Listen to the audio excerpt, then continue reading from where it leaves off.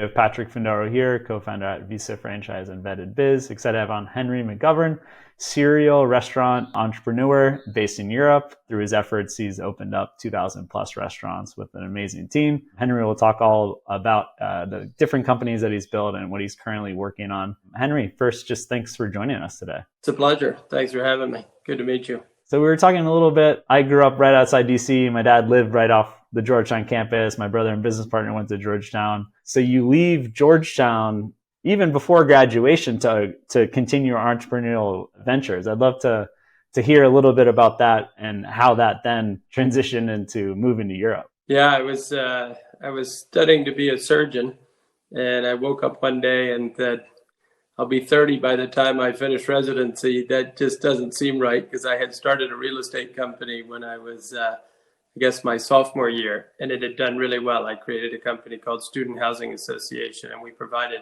off-campus housing for students, which was, a big need at Georgetown and George Washington. That kind of took off, and then my graduation year was the fall of the wall. And if you can remember back, that was really the most interesting thing happening in the world, right? And everybody was talking about what it was going to be like and how significant it was, and the end of the Cold War and everything. And I said, gosh, I really have to go see it. I had a bit of an internal desire also, because my family had been there to East Berlin in 1974 or something. And so they were always talking about the fall of the wall and that visit. And so I just had this sort of internal, I need to go back and see what it's like. So I sold half my business and that I had started there, and had a bit of pocket money, and said, okay, well, I can afford to take a year off. And I went for an experience. I went for a 1-year experience, and 30 years later, I'm still here. So it's really been an adventure. It was quite a move. And I went from, studying biochem to real estate, and then all of a sudden found myself in the restaurant business. So the world takes us down pretty funny roads at times. And I understand you went into the franchise space to start, and looking at, prior interviews, it was, you saw it as a kind of a set, secure opportunity. You didn't know exactly what to do. Could you walk through that experience in Poland? Yes. Well, I moved to a secondary city in Poland called Wrocław. It was a German city before the war named Breslau. And I had bought what is really a beautiful building, the first privatized building on the main square, and nothing had been renovated. So I was renovating the first building on this old market square. And I thought it was a no-brainer that the ground floor would be some sort of retail restaurant. There wasn't very much. Under communism, you didn't have a lot of restaurants. So I built out this, what I considered to be the first Class A office building. Then when I wanted to rent the ground floor, people were like, Wrocław, Poland, no, I don't want to open a restaurant there. Like, no, why would I do that? So I had a very good connection at PepsiCo, and he basically said, look, if you want to have the franchise, we'll give it to you. And if you think it's such a good idea, do it. And so we did. We opened up a Pizza Hut on the ground floor. It didn't end up looking like any other Pizza Hut probably in the world. We made it look like an Italian restaurant just because that's what we had in our minds. But was it helped a lot. Similar at all? We got a bit of help in terms of equipment and menu, and they were doing some supply chain work. But it was the first restaurant here, and we needed to make it affordable here. Our first pizzas were, I don't know, $1.20 or something back then. The average, income per person here was like $2,000 a year. So we needed to be very thoughtful about the market, but it just took off. I mean, it ended up being a great decision, but I couldn't have done it without some sort of backing and understanding, because I had no restaurant experience. So I definitely needed the support. And what made you pivot? Because I'm sure you would have been wildly successful just buying up a bunch of real estate and renovating and doing all different types of stuff on the real estate development side. Why continue on the restaurant angle? It's a great question, because I've thought about it many times. What I said, the world takes you down these different paths. And I had thought that I was going to stay in real estate. I liked renovating these. So my second building was exactly the same. I bought a building, renovated it, and then put a restaurant on the ground floor. And I did that a third time.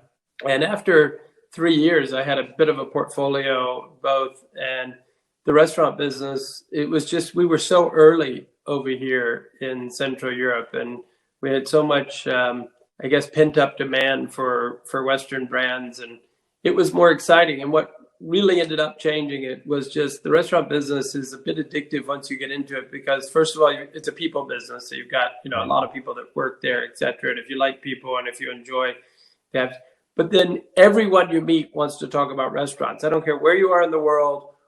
You go into a party, yes, I own a steel mill. Oh, I own restaurants. Right, what are they going to talk about, right? Yeah. And people have an opinion. It may be a bad opinion, may be a good opinion. They may have had a good experience or a bad experience, but it's what people want to talk about. So it's really fun. And then it's just part of society and growing. As it developed, it became more fun. We had a very strong corporate culture, very exciting, young. It was a very young group of people, and we just had a great time. So that's what took over. That's what drove the decision to move more on the restaurant side and less on the real estate. When did it become like serious, where it wasn't just you as like the owner of these restaurants and like you formalize a corporation and maybe raise capital? Like when was that? When did that point happen? It actually happened pretty quickly. I think because I had the luck to attract a wonderful angel investor. I had Don Kendall, who was the founder and CEO of PepsiCo. I think we saw the opportunity, so we wanted to move pretty quickly. And there was a lot of debate early on of could we handle the growth. We had another investor named Dick Freeland out of Indiana. He was the largest Pizza Hut franchisee, or the most successful Pizza Hut franchisee in the United States. And we thought we'd learn a lot from him. But he had built his business one restaurant a year for 40 years. We were going from 1 to 5 to 10, and it was a very different animal. So he stayed involved only for a year, which was beneficial for training, but he just couldn't understand, how quickly we needed to move here. So it really developed very quickly into an organization of functional and processes and systems. We were very entrepreneurial because we were moving quickly across. We went into the Czech Republic in 1997, so 3 years after we started the business. And, that added complexity. And we needed to set up an organization because we started with a second brand as well. And then we started growing multiple markets. How'd you decide on that second brand to bring into the portfolio? That was really because when we moved into the Czech Republic, there was already a KFC business, a small KFC business there. And we bought 6 existing restaurants that unfortunately were losing a lot of money. And as we got bigger, we probably would have done the analysis and been smarter and said, no, we're not going to buy that. But thank goodness we weren't so smart and we took the risk, because Czech Republic went on to be our second most profitable market. So I'm very happy we weren't smart enough to realize we shouldn't have done the deal. And it seems like it's at least in the US, because I can't speak as much to outside the US, but there's a lot of franchisees that don't even do, they just do acquisition and they don't do ground up. How do you kind of weigh the decision making? And is it like a market timing thing, like depending on the year or depending on the country? How do you kind of decide where you prioritize your bets between acquisitions or ground up franchise builds? Well, if you build a brand, it's much better to build up from scratch because the returns on investment are better.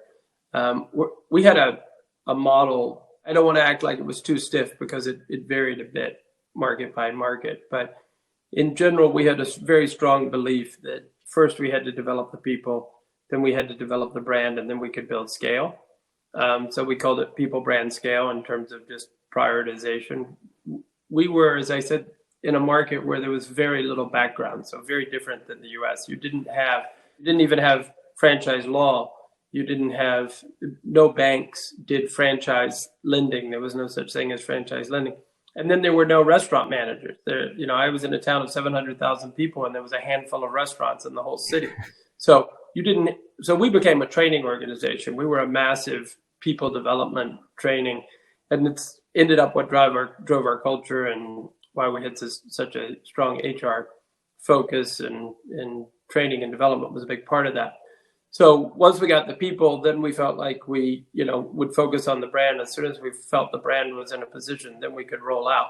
That's if you have a bit of time to start greenfield. And there's always more risk starting greenfield because you don't know if a market is ready for your brand. Even in the US, if you're taking a brand that maybe started in New York, you don't know that Washington, D.C. is going to like it. And you certainly don't know. That's why a lot of people try Ohio as their first franchise spot, right? Because they think that it's kind of middle America and then it'll work everywhere. It's a good place to move from. But when you're crossing borders, it's very difficult. And so it can be very helpful to buy an existing business and have a team that's already been on the ground. Even if you don't think that they've done a perfect job, then we go back in and we get the people right. So we do the training, but we've got a business there. We've got a team that's operating. I very much support moving into a business through an acquisition. But as soon as you get the economics built into the brand right, then you really want to, build your own. It's the best return. How is like the financing done in Europe? Because obviously it depends like different stages, but say from like 0 to 20 restaurants, like a lot of Americans rely on SBA loans. They'll just go all in and lever up and sign personal guarantees. And now it's like 10.5%, but it used to be like 6%, pretty affordable debt. How is it in Europe for you? Very difficult. I was super lucky on that first site, and there's a whole story. Maybe you saw it in some of my other videos where I talk about getting phone lines, and it sounds so archaic today to talk about phone lines, but in Central Europe in the early 90s, there was just a massive lack of infrastructure. Electricity, phone lines, data lines were super hard to come by. So I ended up being able to talk my way into getting phone lines for this building. And the second largest bank in the country leased the building from me. So they loaned me $2 million, which was unbelievable and unheard of. So so that kicked me off. That's a lot of money in Poland. That's a lot more money than it is today. That's a lot of money in Poland. That's right. It was a lot. And then, so I built that relationship very early. I don't think I could have done that in a normal sense. But still, Europe has really very poor infrastructure from a franchise lending point of view. Banks don't have a special department for it. Banks are very asset focused still over here, less cash flow focused than we would see in the US. And Europe has they don't have an SBA, right? I mean, certain markets do. There are countries with it, but Europe. France has like a SBA light type program, but I think not many markets have it developed. So it is harder here than it is in the US in terms of franchise lending and entrepreneurial startup. Also, the VC market is less advanced as well here. So it's harder, I would say, to get off the ground. So you have to like really prove yourself. Who were you trading notes with, like on the talent side and like developing people? Like I could just imagine like you're kind of isolated in Poland and you have this amazing angel investor in the US helping you out. But who did you lean on for support when you were like growing this organization like a high tech company? We ended up, that was another probably good thing that we were a franchisee of a global brand. We were able to go around the world and see some of the best things that were happening. One of the big trips we did, once we were somewhat sizable already, I guess we had 60 or 70 restaurants, was going to visit China, which was also building very quickly. We went to Thailand. We had quite a bit of support. I would say Poland is very pro-American, which was nice. So I showed up in a pro-American era, which isn't always the case. That kind of ebbs and flows what the view of Europeans towards us is at times. I was in a pro-American cyclical time, and so people were interested in our success, and it was helpful. Though even that the case, most entrepreneurs that came here with like cinemas or other concepts failed. And I think it's because they didn't actually integrate the local people development side fast enough. And they came with a very set, franchise manual or training or whatever their prescription was. And since I didn't come from the industry, and very interestingly, none of my executives that we built over the first 10 years, none of them had restaurant experience. So we were just creative and I guess a little bit humble to say, we don't know anything. Let's go pick it up from elsewhere. But it was a very creative. My Polish expression is "Wszystko jest możliwe," which means anything is possible. And it came from constantly hearing, "You can't do that. That's not the way we do it," or "That's not possible." And so we had this very inquisitive nature in our culture as a company, and that helped a lot. Yeah, I mean, it seems like you brought like a breath of fresh air to Poland, especially the entrepreneurial circles, given that for so long there was, what was it, 50 plus years where, just one thing after another for the Polish people, where there wasn't hope for numerous generations. But then obviously with your firm, you have probably people joining in their 20s and they're way up the ranks in their 30s. Yes. Anybody you were to interview from the business would tell you that, or even like Polish business people would give you such a positive view. It's nice looking back on it. But most of our, by the time you were 30 in our firm, you were definitely making more money than your parents were. So that was kind of, it was an unusual situation, right? Where all of our management was making more money than their parents. And that did create a certain energy and excitement of what was going on. And like word of mouth, where it's like, okay, you work at, what was it, under the trade name Amrest at that time? Yes. Yeah. We were. It's like, yeah, you work at Amrest, you're going to get paid, you're going to like have promotions, fast growth. Correct. I'm sure it was a lot of like employees referring employees. Yeah, we had most of our people came from within, and so that was good. We had a very strict promotion process. We called a review board. Probably one of the most distinguishing things that we did in terms of, promotional practices in the business. You couldn't get promoted from any level, whether it was, somebody working in a restaurant to become an assistant or somebody in the office moving up at any level. You had to go through, I compare it to like a university oral exam. It was 3 people plus your boss watching, your boss not interviewing, but your boss watching, and yourself. So 5 people in the room. And it was a 2 to 3 hour discussion around everything of our core values, how you were doing in your job, what you thought for the future, just a very far-reaching discussion. Of course, the discussion varied a bit depending what level you were, trying to get promoted to, how well you knew functionally your job, et cetera. And we did that for thousands of people every year. So you can imagine the time commitment. You're talking about, 10 to 15 man hours per promotion going in. But when you passed and you got there, you were extremely happy, and we all celebrated it. So it was nice. It seems like there was just such a big focus on people. I keep on hearing. And is that how, because the company was so focused on people, that's how you were able to recruit top talent and retain talent, because it was just top of mind? Is there anything else to unpack there? I don't think so. I mean, we just recognized that it's a people business, the restaurant business. And if we didn't get that right, we weren't going to get anything else right. And look, we made plenty of mistakes, right?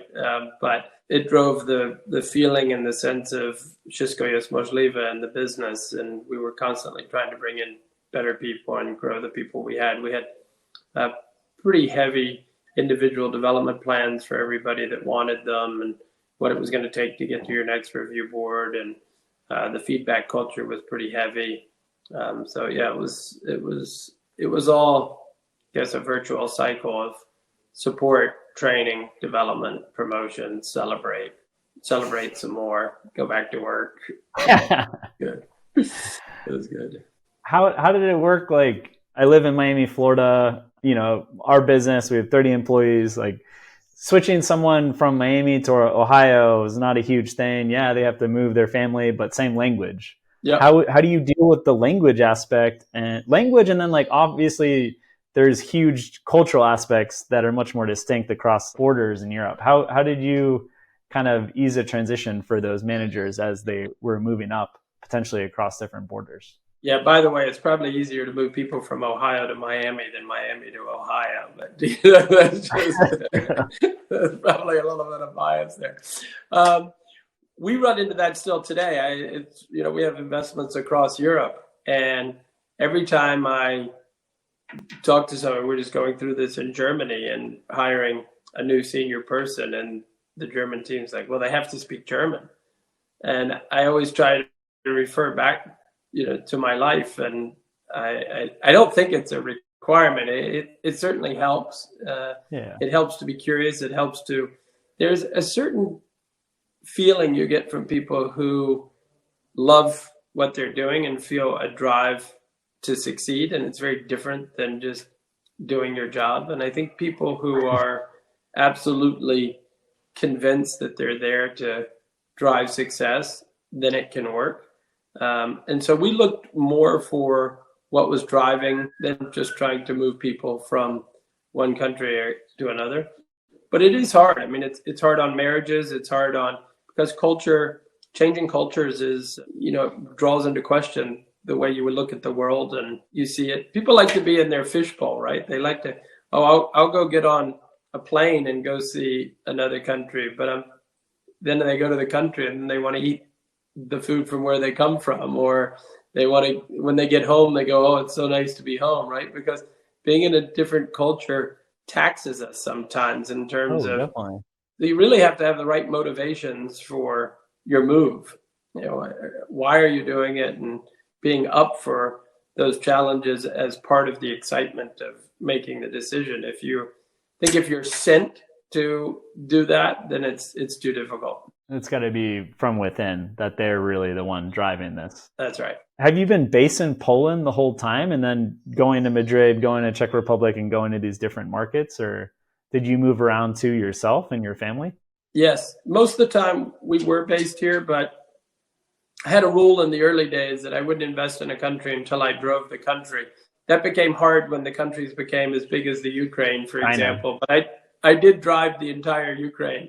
Oh, wow. And that was amazing. And then when I bought a business in Spain, we moved the family there for a year, put the children in Spanish school, by the way, which is a whole another discussion of how do you really enjoy a country and get immersed into it and understand it. But we moved to Madrid.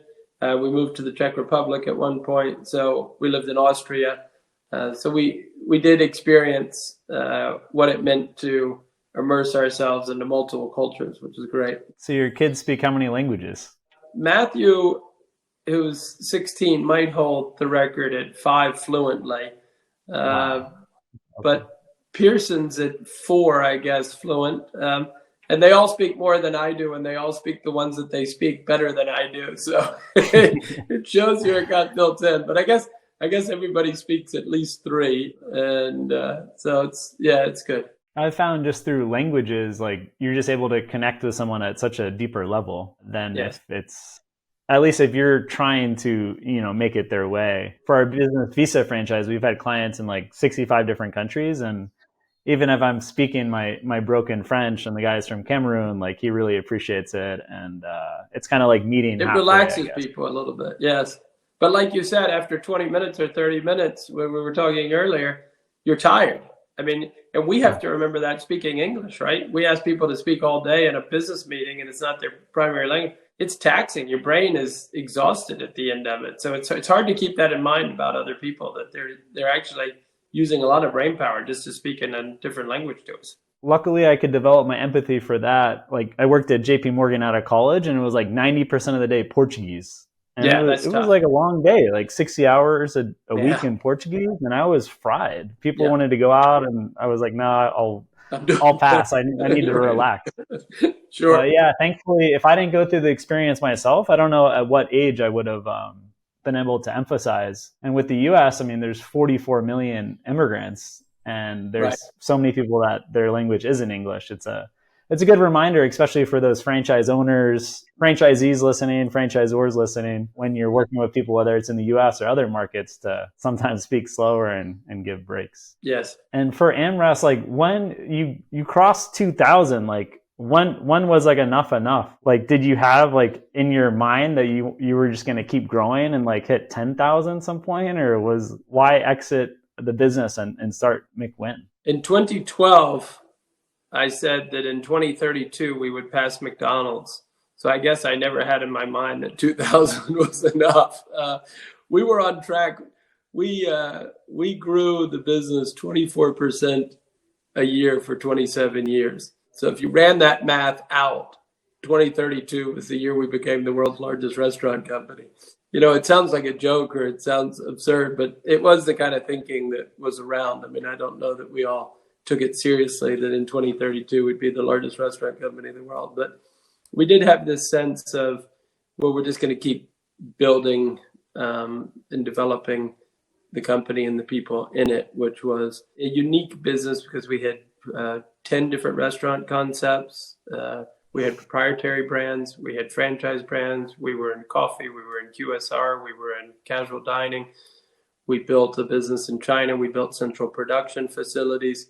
We had a central production facility in Spain, in China, in Central Europe. We had really built, I would say, walls around our business. We had so much competitive advantage on the supply chain side and branding and marketing, et cetera.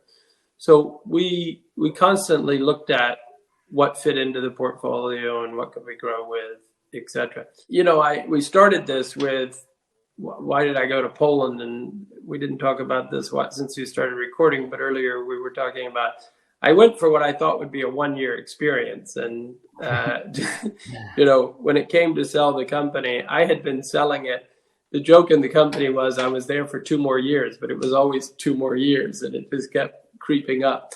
So I had tried a few times to retire or remove myself from day to day. And in 2012, I did that. In 2015, I came back in more heavily. It was always hard, but my children were getting older, and my wife was saying that we needed to be closer to the kids, and I had promised her some different things, and so it's just the right family thing to do. Also, I had sold a big chunk earlier, and the family that has majority of the company today, even though it's a public company, they wanted control, and it was the right time.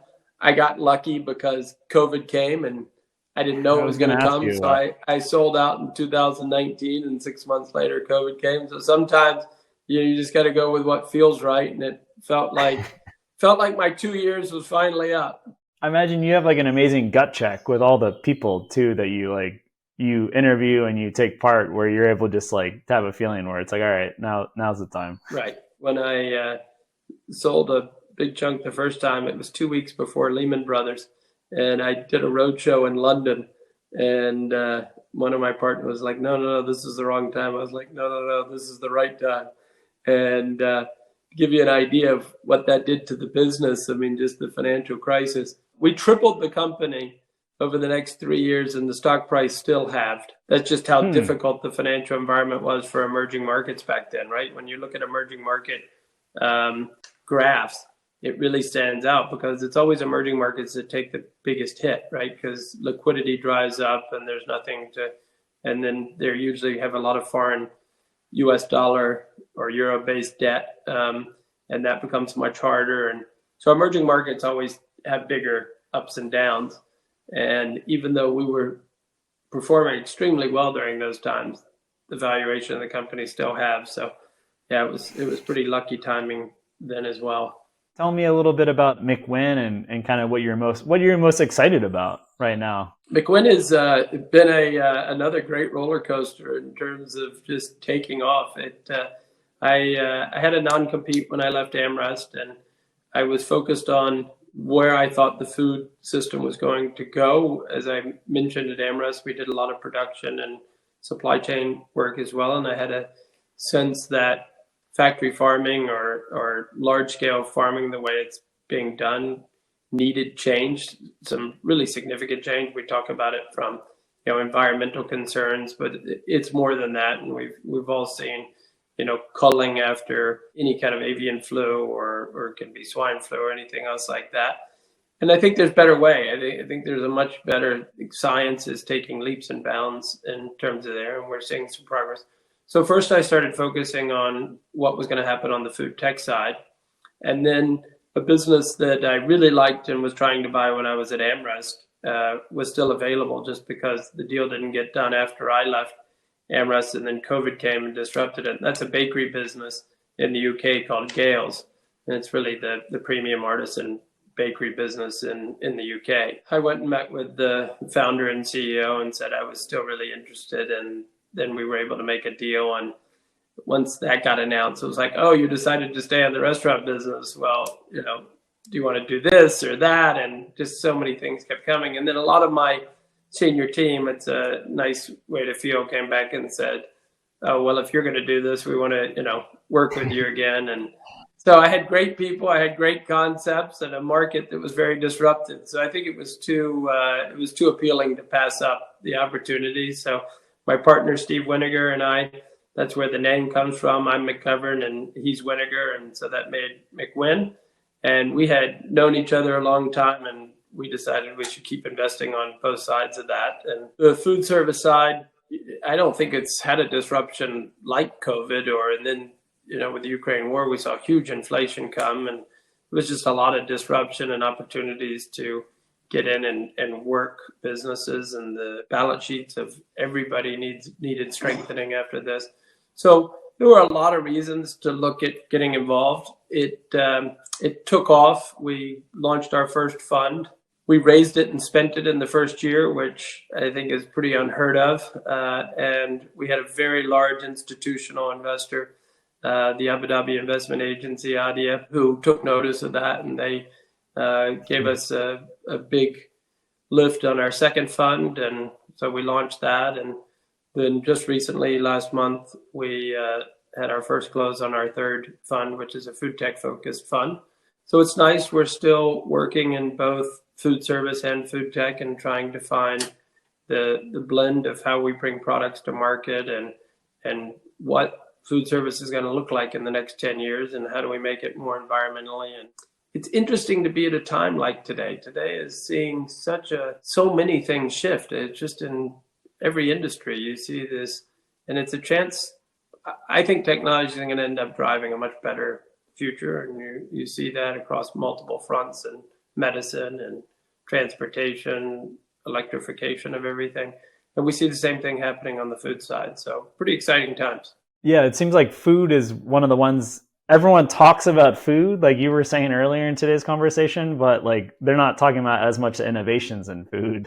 Right. But everyone has like an idea about food, but it's not necessarily on the tech side. Right. I imagine it's like pretty overlooked by a lot of people. Yes, but getting a lot more attention because the progress we're seeing on whether it's cancer research or anything else, it's just a better understanding of cell mechanics and how cells work. So we're seeing, fermentation of proteins. One of the businesses we're in is fermenting egg proteins. It's called the Every Company. And there are a lot of different proteins in an egg, and they have different performance attributes. Like some make and hold things together. What we use, bread, egg yolks do something different than egg whites. We all know that when we cook, sometimes we have to separate it. And really, you only need one or two of the proteins to get a lot of the performance that is needed in baking or whatever products you're trying to make.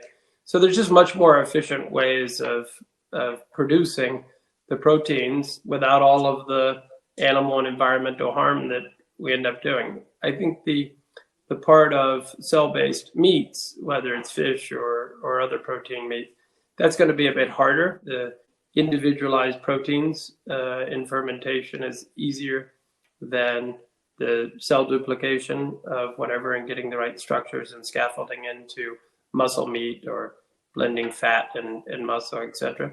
But the science is moving really quickly, and certainly before the end of this decade, we're all going to have tried it. We've got a guy at our company at McWin who says he's probably tried more cultured meat than any person on earth because we've looked at all the different companies, and that's probably true. He's probably tested, 7 or 8 different companies, cell-based. Good for his gut health. Yeah, that variation, and you're talking about fermented. That's right. So look, I think we're getting there. It's cost prohibitive. We don't have the infrastructure. We don't have all the brewing capacity, et cetera. But it's coming, and it's very exciting, and it'll be. There's no pesticides in it. There's no, we can produce it where we want it, and it's just so much better. Who's leading the charge? Like, are there any particular research universities or any hotbeds for, a lot of these companies are based in California, but I'm curious, if there's a geographic hotbed or a particular university or two. No, I don't think there's a particular university. There's definitely some hotbeds in terms of locations. The U.S., California, as you said, Spain, Israel, are the main drivers that we see. But all of Europe, I think the whole world recognizes that food security is critical, right? Because food security, when we saw all of a sudden transportation break down during COVID, and you see all of a sudden, what are we going to do right now? You see it with grain coming out of the Ukraine. Yeah. Things, you need local production, and you need local production of high quality food. So the whole world is increasing their awareness of food security. And a lot of it had been driven by the environment, but I think now it's actually driven by just food availability, security, and quality, making sure that, we don't have all of the side effects of food that's grown with a lot of fertilizer and the rest of it. It's cleaner, it's better, and it's locally produced, which is highly in demand at the moment. Yeah, and you see that, like, going back years, France blocking the transaction of the owner of Couche-Tard to buy one of the largest grocery store chains in France. Right. And then now with different agricultural prohibition for Chinese buying agricultural land in the US. So yep. Where it was more on like the military technology side, it is food security is real. Food security is very real. Well, Henry, we've gone through a lot today. I want to be mindful of your time. We have on our podcast a lot of prospective franchisees, entrepreneurs, a lot of franchisors too, brands that have anywhere from 2 locations to 2,000 locations that tune in. Any closing thoughts for people in the franchising space? We have a big contingent in the United States, but at least 30% are all over the world also listening to this podcast. Well, I would just say I congratulate all the entrepreneurs. Being an entrepreneur and building your business, and that usually starts with a franchise for a lot of us. Congrats and keep it going. Great. And Henry, we'll leave links to McWin as well as that list of portfolio companies. I'm curious to have another look. Really wanted to thank you and really appreciate you taking the time to join today. Thanks a lot. Nice to meet you, Patrick. Appreciate it.